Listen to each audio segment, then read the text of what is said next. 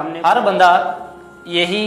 بات اپنے ذہن میں رکھتا ہے کہ شاید میں جو قربانی کر رہا ہوں اس میں جو میرا مقصد ہے وہ اللہ تعالیٰ کی رضا ہی ہے،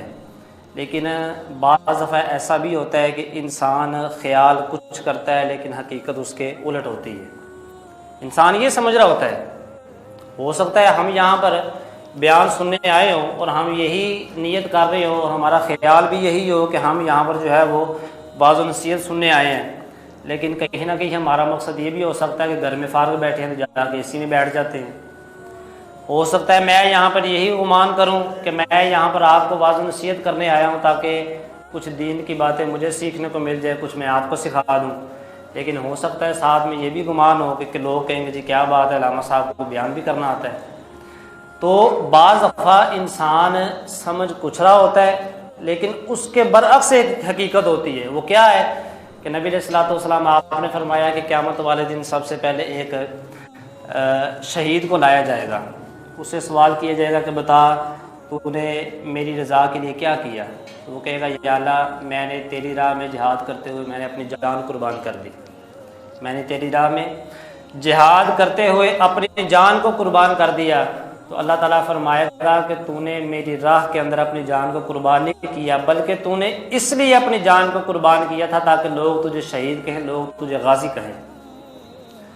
اب قیامت والے دن کوئی بندہ یہ کس طرح گمان کر سکتا ہے کہ وہ بندہ اللہ تعالیٰ کو یہ کہے کہ میں نے اس مقصد کے لیے کیا؟ وہاں پر تو بندے کے ہاتھ، پاؤں، زبان، آنکھیں سب کچھ گواہی دیں گے، لیکن اس کے باوجود وہ بندہ یہی کہہ رہا ہے کہ یا اللہ میں نے جو شہادت حاصل کی، میں نے جو جان قربان کی تھی وہ میں نے تیری راہ کے اندر قربان کی تھی۔ فرمایا جائے گا نہیں، یہ تیرا خیال ہے، لیکن اگر کبھی تو اپنے گریبان کے اندر جھانکتا، کبھی اکیلا بیٹھ کے سوچتا، کبھی اپنے معاملات کو دیکھتا۔ اب ہم بھی سوچ رہے ہیں کہ میں نے قربانی کا جانور لے کے آیا ہوں، گھر میں قربانی کا جانور پڑا ہے، صبح اس کے اوپر چھری پھیریں گے، ذبح کریں گے، اللہ تعالیٰ کی رضا کے لیے قربان کیا جائے گا، لیکن ہو سکتا ہے ہمارے دل کے اندر یہ بھی خیال ہو کہ یار میں نے تو بکرا لے کے آنا تھا، لیکن میں تو اس لیے بھینس لے کے آیا ہوں، گائے لے کے آیا ہوں تاکہ میرے رشتہ دار خوش ہو جائے، کیا بات ہے جی اس نے بڑی قربانی کی ہے۔ یہ بھی تو مقصد ہو سکتا ہے نا ہمارا کہ ہم کہیں کہ یار میرے پاس تو اتنی طاقت نہیں تھی کہ میں 2 بکرے کرتا، میں نے تو 1 بکرا کرنا تھا، لیکن میں نے اس لیے 2 بکرے کیے ہیں تاکہ لوگ کہیں گے ہر سال یہ 2 بکرے کرتا تھا، اس سال اس نے 1 بکرا کر دیے۔ تو بعض دفعہ انسان سمجھ کچھ رہا ہوتا ہے لیکن اس کی حقیقت جو ہے وہ اس کے برعکس ہوتی ہے۔ پھر فرمایا اسی طرح ایک سخی کو بھی لایا جائے گا، اس سے بھی پوچھا جائے گا کہ بتا تو نے میری راہ میں اور میری رضا کے لیے تو نے کیا کیا؟ وہ کہے گا یا اللہ میں نے اپنا سارا مال تیری راہ کے اندر خرچ کر دیا۔ تو اللہ تعالیٰ فرمائے گا کہ نہیں، تو نے مال جو ہے وہ میری رضا کے لیے خرچ نہیں کیا، بلکہ تو نے اس لیے مال خرچ کیا تھا تاکہ لوگ تجھے سخی کہیں۔ ہو سکتا ہے قیامت والے دن ہم سے بھی پوچھا جائے کہ بتاؤ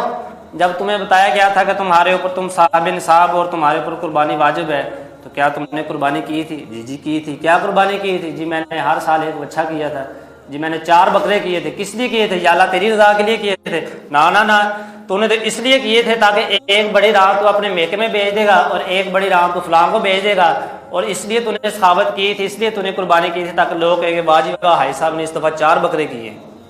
وہاں پھر ہم سر پکڑ کے بیٹھے ہوں گے یار یہ تو میں نے سوچا ہی نہیں ہے، میں تو ساری زندگی یہی سمجھتا رہا کہ میں نے جو قربانی کی تھی وہ میں نے اللہ تعالیٰ کی رضا کے لیے کی تھی، واقعی کہیں نہ کہیں جو میرا مقصد تھا وہ کوئی اور شامل تھا۔ پھر فرمایا اس کے بعد ایک عالم دین کو لایا جائے گا، ایک قاری قرآن کو لایا جائے گا، اس سے پوچھا جائے گا کہ بتا تو نے میری رضا کے لیے کیا کیا؟ وہ کہے گا یا اللہ میں نے تیری رضا کے لیے لوگوں کو دین سکھایا، میں نے قرآن پاک کی تلاوت کی تو تیری رضا کے لیے کی تاکہ لوگوں کو علم دین سکھاؤں۔ فرمایا جائے گا نہیں تو نے اس لیے لوگوں کو علم دین نہیں سکھایا کہ لوگ علم دین سیکھیں، بلکہ تو نے اس لیے علم دین سکھایا تاکہ لوگ تجھے حافظ قرآن، لوگ تجھے قاری قرآن کہیں۔ اس کو بھی وہاں پہ رد کر دیا جائے گا۔ اس لیے فرمایا کہ لن ینال اللہ لحومها ولا دماؤها ولکن ینالہ التقوی منکم، کہ ہمیں